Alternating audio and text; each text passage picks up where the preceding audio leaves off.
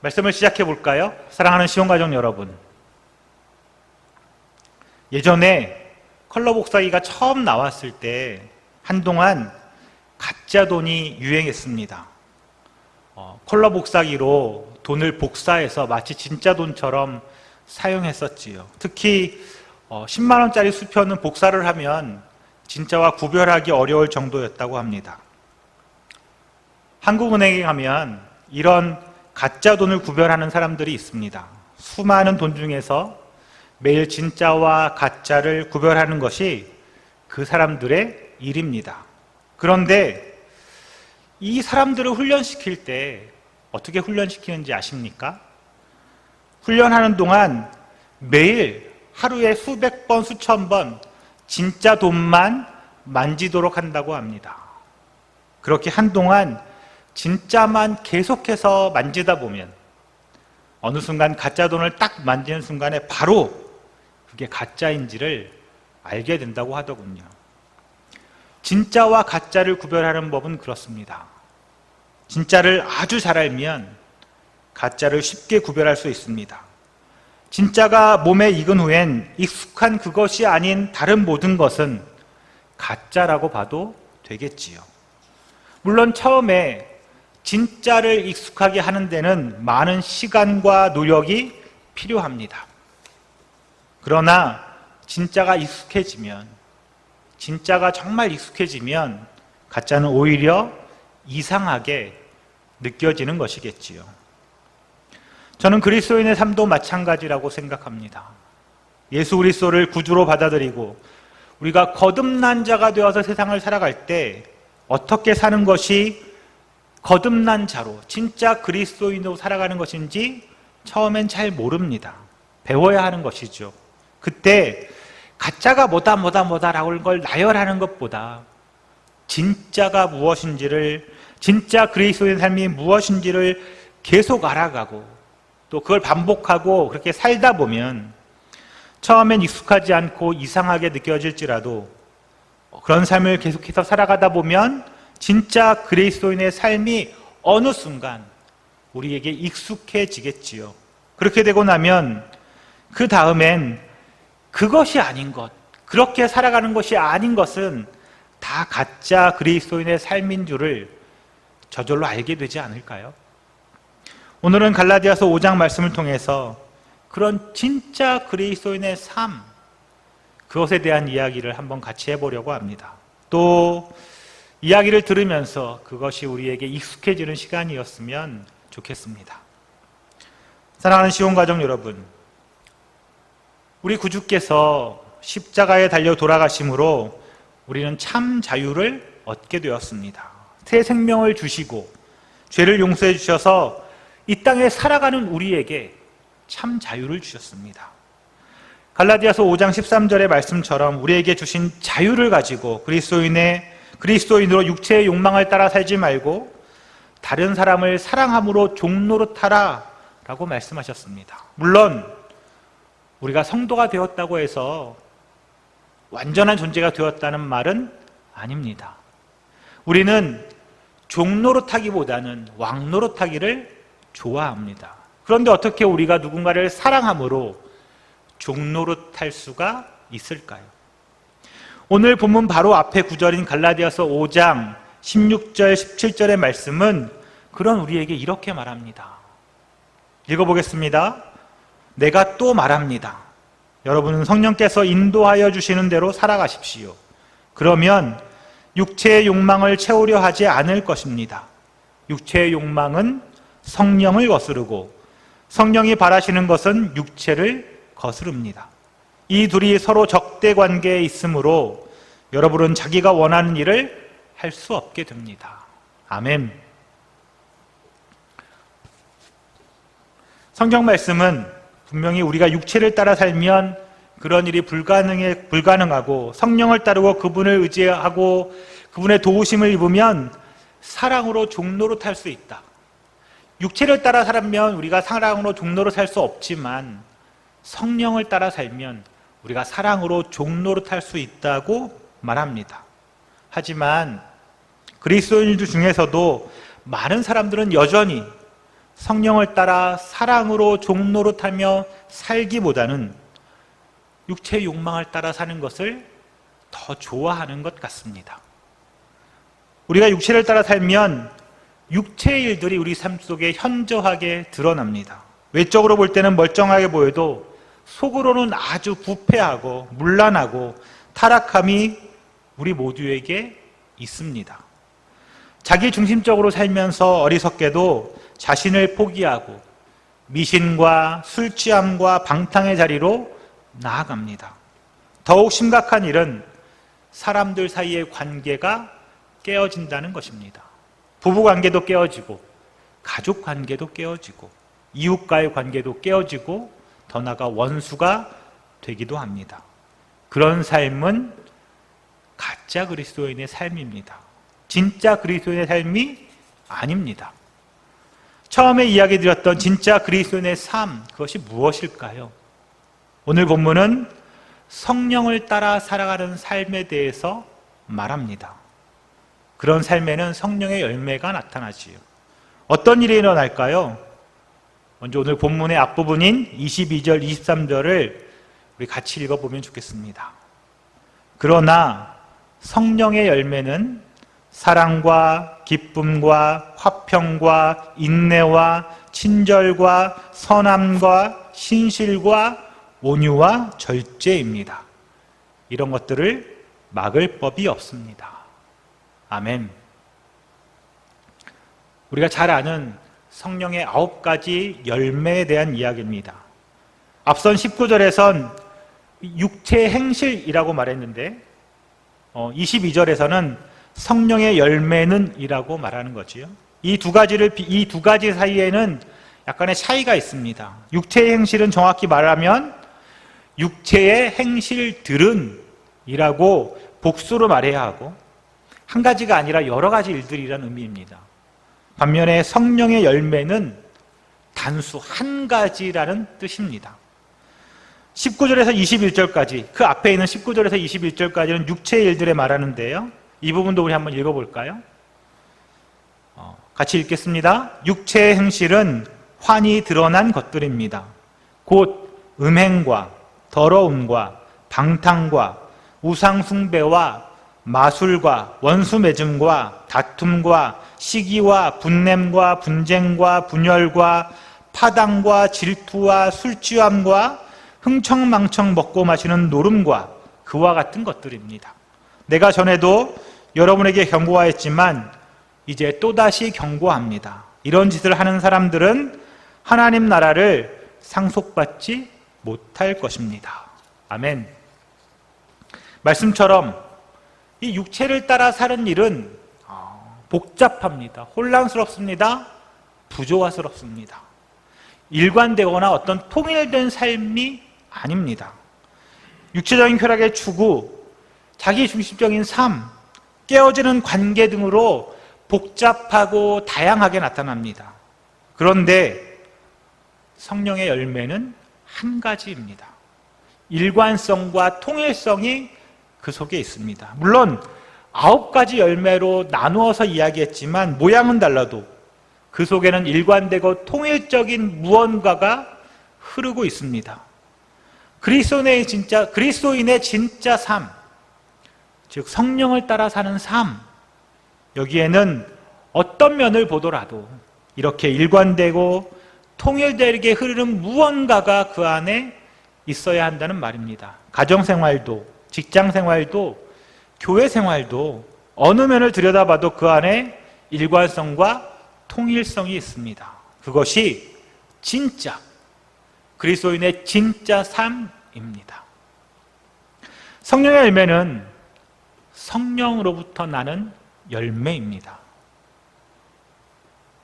우리의 수고나 땀이나 노력으로 얻어지는 열매가 아닙니다. 그렇다고 우리의 수고나 노력이 전혀 필요 없다라는 말도 아닙니다. 성경은 우리가 아무것도 하지 않아도 된다고 말하지 않습니다. 우리의 수고와 결단과 노력이 반드시 필요하지만 그것만으로 열매가 맺혀지는 것이 아니라는 말입니다. 성령으로 열매가 맺어집니다. 열매는 무엇일까요? 열매는 풍성함입니다. 그런데 열매는 그 풍성함이, 그 성령의 열매에는 그 풍성함이 인간의 수고와 노력으로 얻어지는 것에 있지 않다라는 것을 말합니다. 세상은 땀 흘려 일하고 돈을 벌고 또 높은 신분이나 지위를 얻으면 풍성하게 사는 것이라고 말합니다. 그런데 정말 그럴까요?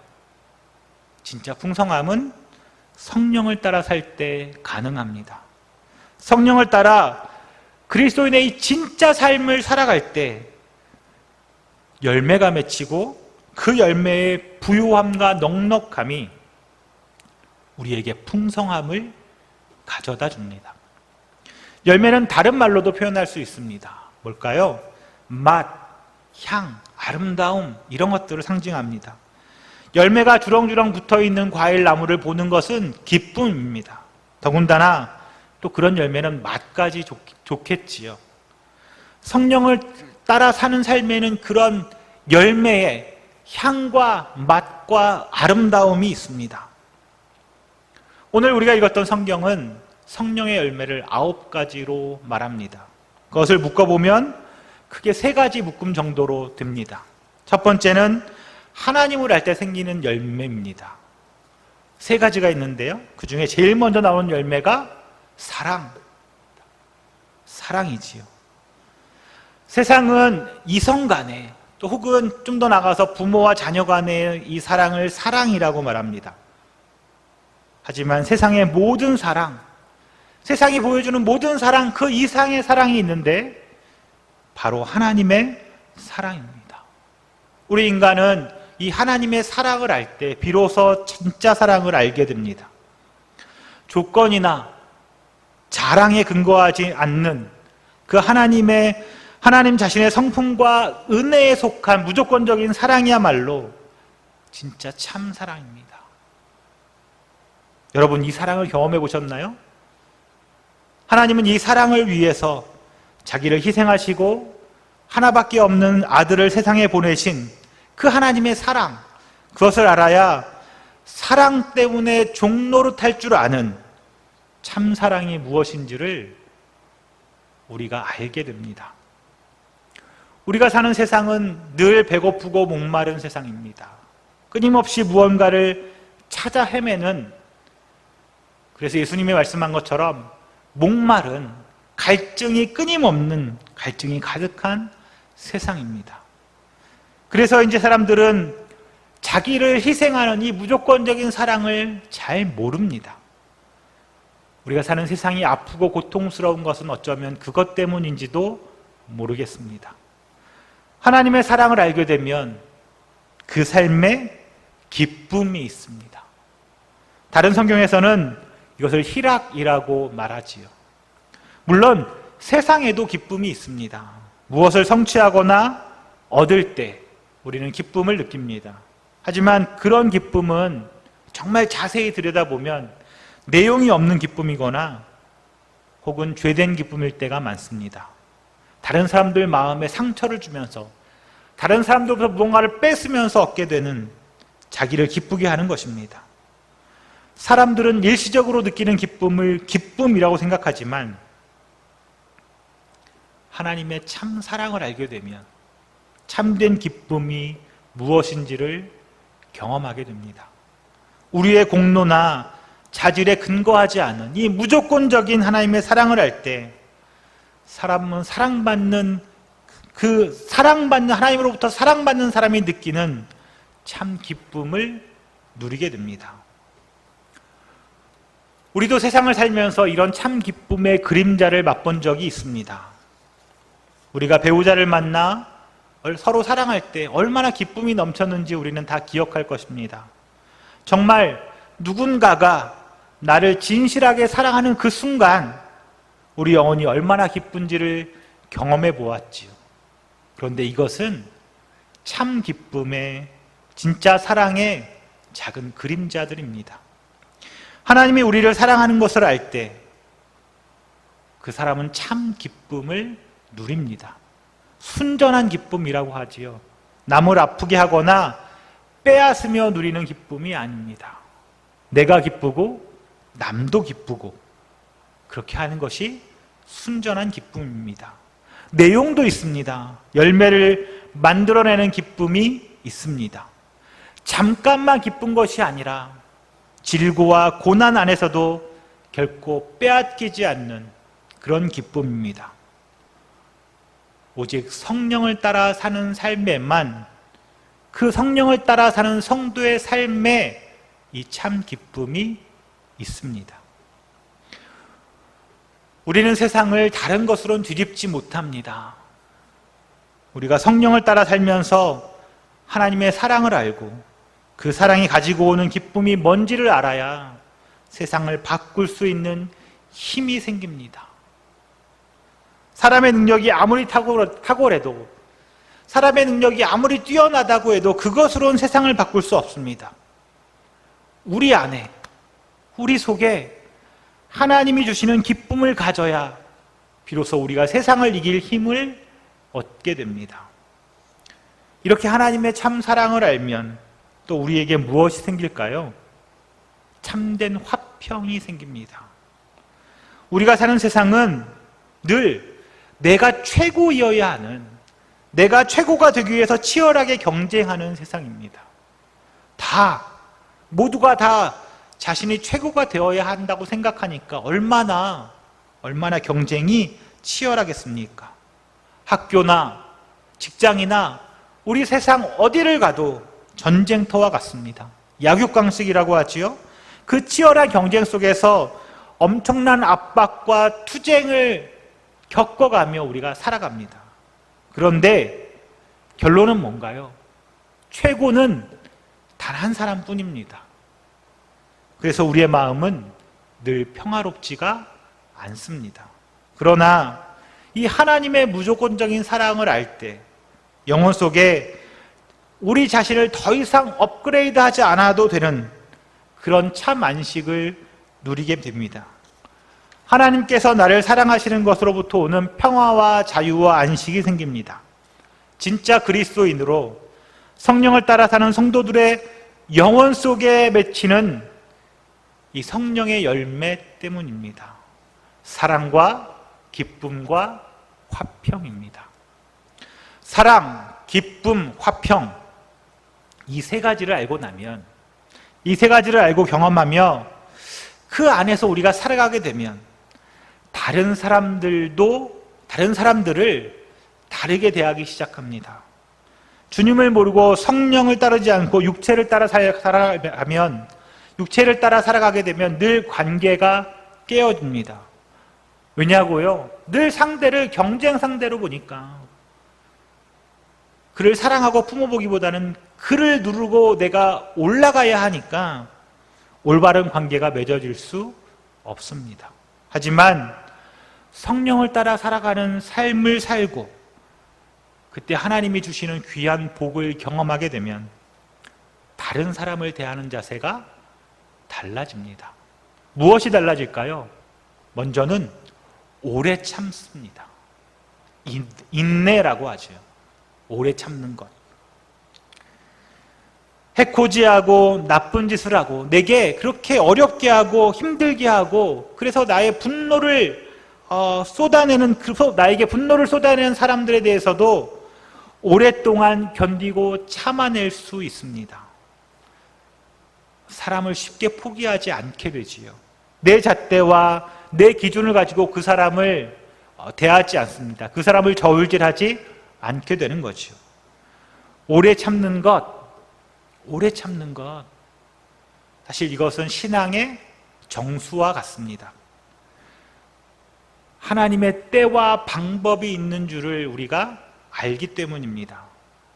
내가 원하는 시간과 방법대로 일이 진행되지 않아도 하나님을 신뢰함으로 오래 기다릴 수 있습니다. 오래 참고 믿어주며 그 기다리는 일을 끝까지 하게 됩니다. 진짜 그리스도인으로 살아갈 때, 그리스도인의 진짜 삶을 살아갈 때 사람과 사람 사이에 그 관계가 얼마나 중요한지, 그것이 얼마나 중요한 열매인지를 우린 꼭 기억해야 합니다. 하나님과 바른 관계를 맺으면 반드시 이웃과도 바른 관계를 맺게 됩니다. 세상이 말하는 그저 좋은 관계, 그것이 아닙니다. 사람에 대해서 오래 참고 기다리며 포기하지 않는 것을 배우게 됩니다. 긍휼의 눈으로 이웃을 바라보지요. 훌륭하다고 말하는 사람일지라도 사람에게는 누구나 허물과 약함이 있습니다. 한계가 드러납니다. 그런 약함과 한계와 허물을 우리는 따뜻한 눈으로 바라볼 수 있습니다. 그것이 친절입니다. 다른 성경에서는 자비라고 번역하지요. 우리 시대를 한번 보십시오. 정치하는 사람이나 언론이나 늘 누군가를 자르고 베고 미워하고 판단하는 이야기를 얼마나 많이 합니까? 옳고 그르고 다르다는 이유로 쉽게 내치고 버리기도 합니다. 헐뜯고 모함합니다. 하지만 성령을 따라 사는 우리는 눈이 다릅니다. 자비와 긍휼이 가득한 눈으로 이 사람의 약함과 한계와 허울과 실패를 바라보게 됩니다. 친절한 사람이 되는 거지요. 그럴 수 있는 힘이 바로 성령을 따라 살아가는 진짜 그리스도인의 삶 속에 맺히는 열매입니다. 그리고 그렇게 성령을 따라 살면서 신앙의 연수가 더해가는 동안 우리의 눈은 인생의 약함과 허울을 향한 이 깊은 자비의 눈, 이 따뜻함을 담아 사람들을 바라볼 수 있는 이 친절의 눈이 만들어져 갑니다. 그런 따뜻함이 교회 안에도 흐르게 됩니다.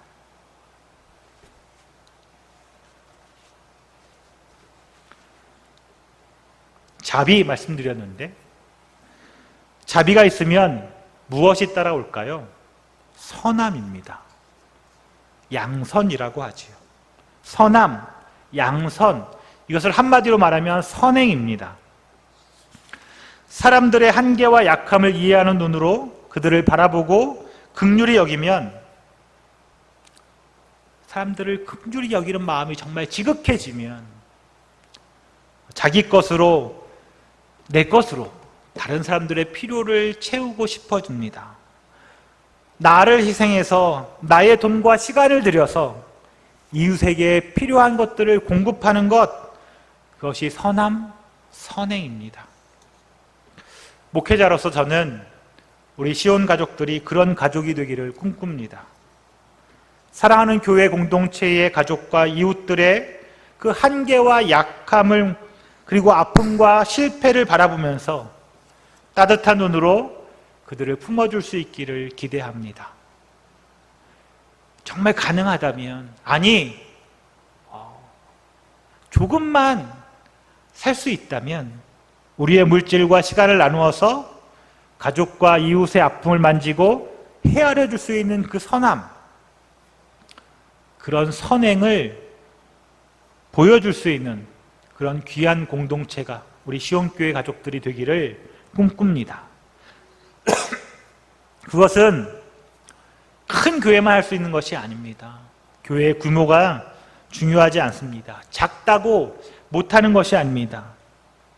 늘 무언가를 받기만 바라는 사람들이 있는 교회, 목회자만 일하는 교회가 아니라 모든 성도들이, 모든 가족들이 하나같이 이 영혼을 돌보고 이웃의 필요를 공급하고 따뜻한 눈으로 세상을 바라보는 예수 공동체이어야 합니다.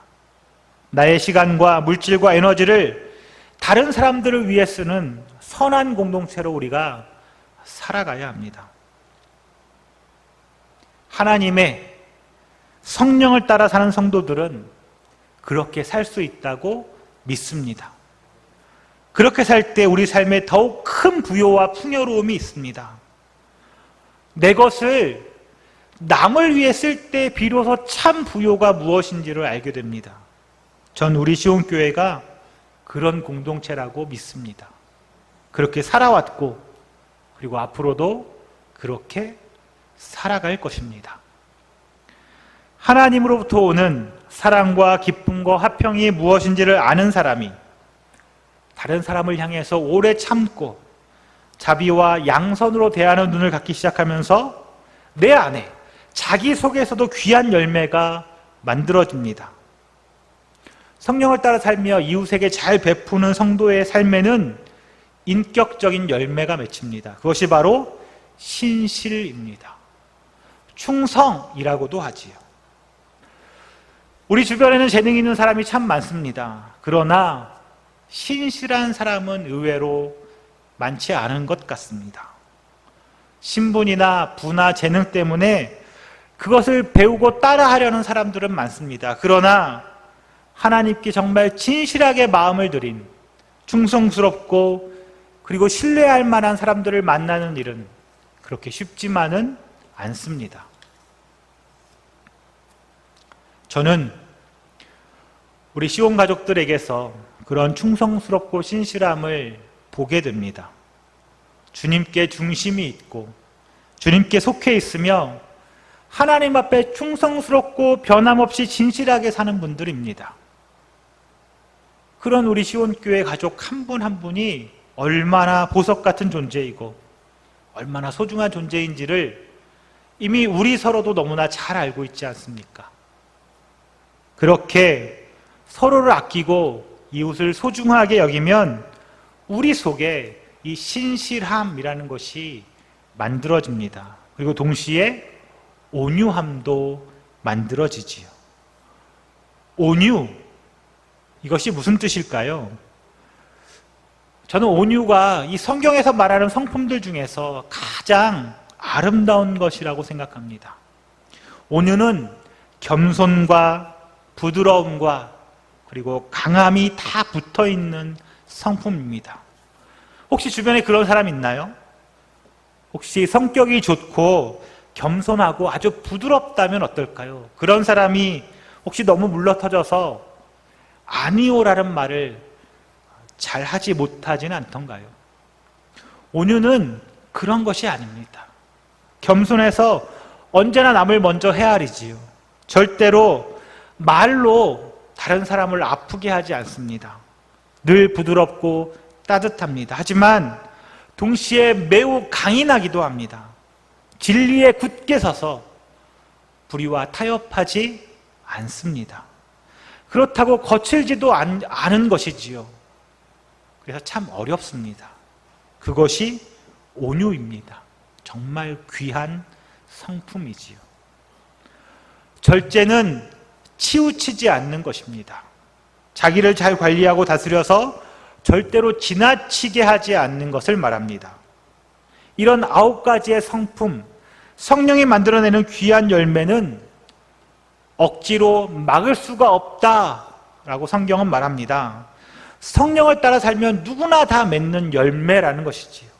하나님을 알고 진짜 그리스도인으로 성령을 따라 살아가는 모든 진실한 사람들, 진실한 주의 성도들은 그들이 가진 재능이나 능력, 신분 이런 것에 관계없이 전부 열매를 맺게 됩니다. 그러므로 이제 우리는 어떻게 해야 할까요? 오늘 본문 뒷부분 24절과 25절을 같이 읽어보겠습니다. 그리스도 예수께 속한 사람은 정욕과 욕망과 함께 자기의 육체를 십자가에 못 박았습니다. 우리가 성령으로 삶을 얻었으니 우리는 성령이 인도해 주심을 따라 살아갑시다. 아멘. 25절에 우리가 성령으로 삶을 얻었으니 라고 말합니다. 우리가 성령으로 새 생명을 얻었고 성령으로 하나님의 자녀가 되었고 성령으로 거듭났기에 성령의 인도하심을 따라 살아가는 것, 그것은 너무나 당연합니다. 성령을 따라 살아가는 것이 성도의 삶의 가장 중요한 모습입니다. 그리스도인의 진짜 삶이라고 하겠습니다. 우리는 신앙생활을 하면서 거듭난 자들은 성화로운 삶을 살아가야 한다고 늘 배워왔습니다. 날마다 바른 삶을 살아가면서 성화의 경지에 이르러야 한다라고 들었습니다. 문제는 우리의 결심만으로 그렇게 바른 삶을 살 수가 없다는 것이겠지요. 아무리 설교를 듣고 아무리 마음으로 다짐을 해도 이 옳은 길, 이 바른 길을 삶을 살아가는 것이 힘듭니다. 왜냐고요? 우리 안에 인간의 연약함과 죄성이 여전히 남아있기 때문입니다. 아무리 노력하고 결심해도 되지 않는 그런 부분이 있다는 겁니다. 그렇다고 해서 포기하거나 아니면 그냥 하나님께 맡기면 저절로 그렇게 될 것이다, 그런 무책임한 말을 하려는 것도 아닙니다. 예수를 만나 새로운 생명을 얻고 진실한 성도가 되기만 하면, 하나님을 믿고 성령님을 의지하기만 하면 하나님이 다 알아서 하신다, 그렇게 말하려는 것도 아닙니다. 성경은 그렇게 말하지 않습니다. 24절 다시 한번 읽어볼까요? 그리스도 예수께 속한 사람은 정욕과 욕망과 함께 자기의 육체를 십자가에 못 박았습니다. 아멘. 지난주 설교 때 갈라디아서 2장 20절에서 나는 그리스도와 함께 십자가에 못 박혔습니다 라고 말했습니다. 우리는 예수를 믿는 순간 예수와 함께 십자가에 못 박혔습니다. 우리는 죽었습니다. 하나님이 그리스도 안에서 우리를 예수와 함께, 우리의 죄된 우리는 예수와 함께 죽은 자로 여겨주십니다. 그러나 동시에 십자가에 못 박혀 죽은 그대로 우리 자신도 우리를 믿음으로 못 박으며 살아가야 합니다. 하나님이 거듭나게 하는 순간 우리가 십자가에 못 박혔기 때문에 그것으로 끝난 것이 아닙니다. 그 순간부터 우리도 우리 자신을 못 박으며 살아가야 합니다. 우리의 정욕과 탐심, 욕심을 십자가에 믿음으로 못 박으며 살아가야 합니다. 사랑하는 시온가족 여러분, 구원받았다고 아무것도 하지 않는데 저절로 성화가 이루어지는 것이 아닙니다. 저절로 성화로운 삶을 살아가는 것이 아닙니다. 성경은 그렇게 가르치지 않습니다. 진짜 그리스도의 삶은 움직이는 삶입니다. 우리가 손과 발을 움직여서, 우리가 노력하여서, 우리가 뭔가 애써서 구원받은 것이 아니라 우리가 은혜로 구원을 받았기에 이제부터 손과 발을 움직여야 합니다. 그런데 그 손과 발이 너무나 자주 고장나기 때문에 이 성령님의 도우심이 필요하고 성령님의 도우심에 의지해야 합니다. 하나님께서 성령을 선물로 주셔서 우리 안에 거하게 하심으로 우리의 그 고장난 손과 발을 움직여서 성결한 성도의 삶을 살아가는 이 영광을 이 땅 가운데 누리며 살 수 있도록 우리를 부르셨습니다. 그리스도인의 진짜 삶, 그것은 우리를 그리스도와 함께 십자가에 못 박으며 성령을 따라 우리의 이 손과 발을 움직이며 살아가는 것입니다. 성령을 따라 살려고 정말 애쓰며 살아가는 삶이겠지요. 그러나 성령은 절대로 우리를 강제로 움직이게 하지는 않습니다. 하지만 그렇다고 성령님이 지치시거나 우리를 설득하고 격려해서 성령님이 지치시지 않는 분입니다. 늘 우리를 설득하고 격려해서 하나님을 따라 하나님 앞에 순종하며 살 수 있게 도웁니다. 성령은 우리가 성령의 도우심을 전적으로 의지하면서 우리 속에 점점점 자라나는 거룩을 가지고 이 땅을 살아가기를 기대합니다.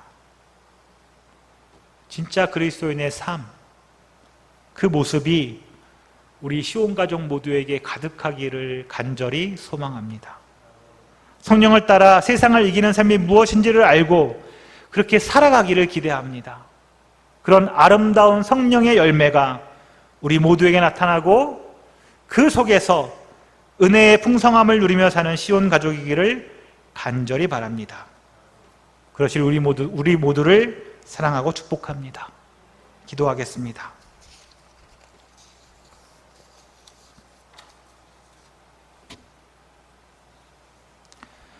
예배의 주인 되시는 주님, 비록 흩어져 각자의 자리에서 영상을 통하여 드리는 예배지만 이 예배를 통하여 주님을 만날 수 있는 기회를 허락하셔서 감사합니다. 주님의 사랑과 은혜를 기억하며 살게 하셔서 감사합니다. 주님을 떠나 세상을 쫓아 살아갈 우리에게 다시금 주님을 기억할 기회를 주셔서 감사합니다. 예수만이 참 생명임을 믿습니다. 예수만이 진리임을 믿습니다. 예수만이 우리 삶의 소망이며 참된 길임을 믿습니다. 그래서 오늘 우리 모두는 주님을 예배합니다. 이 시간 주님의 은혜가 내 안에 가득하기를 기도합니다. 그 은혜가 경험되고 깨달아지기를 소망합니다.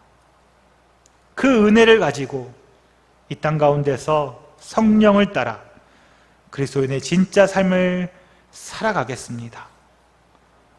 우리 삶 가운데 성령의 열매가 나타나도록 살아가겠습니다.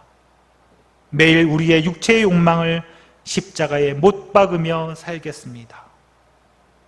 그래서 우리 삶이 예배가 되기를 기도합니다. 매일 예배자의 모습으로 살아가기를 기도합니다. 영원한 하나님 나라를 소망하며 기다리며 기대하는 자로 살 수 있기를 기도합니다. 주님만을 의지합니다.